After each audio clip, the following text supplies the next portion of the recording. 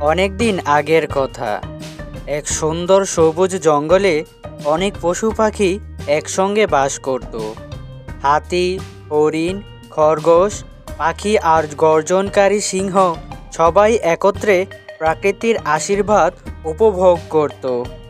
যদিও তারা বিভিন্ন রকমের ছিল, একে অপরের প্রতি তাদের ভালোবাসা ছিল অটুট। একদিন জঙ্গলে এক ভয়ঙ্কর খরা শুরু হলো।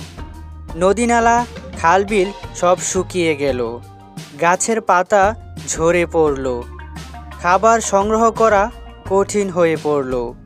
সবার মধ্যে দুশ্চিন্তা ছড়িয়ে পড়ল। কেউ জানতো না কিভাবে এই সমস্যার সমাধান করা যায়। সিংহ, যাকে সবাই জঙ্গলে রাজা বলে ডাকতো, সে সবাইকে একটি সভায় ডাকলো।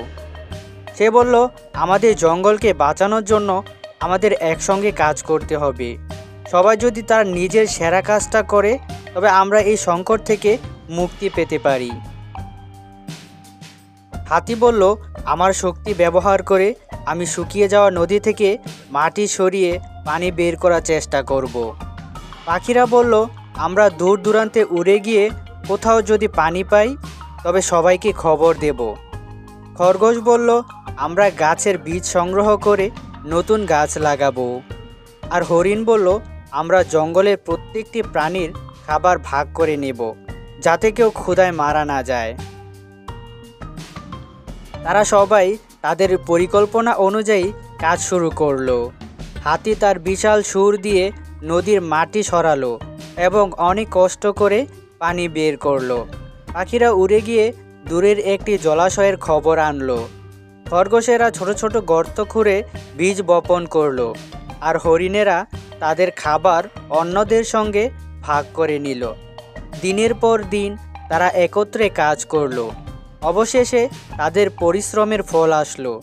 নদীতে পানি ফিরে এলো, গাছপালা নতুন করে বেরিয়ে উঠল এবং জঙ্গলের প্রাণীরা আবার সুখে বসবাস করতে লাগলো। এই অভিজ্ঞতার পর সবাই বুঝতে পারল, একতা ও সহযোগিতাই যে কোনো বিপদ মোকাবেলার চাবিকাঠি। তারা প্রতিজ্ঞা করল, ভবিষ্যতে যে কোনো সমস্যা এলে তারা একসঙ্গে কাজ করবে।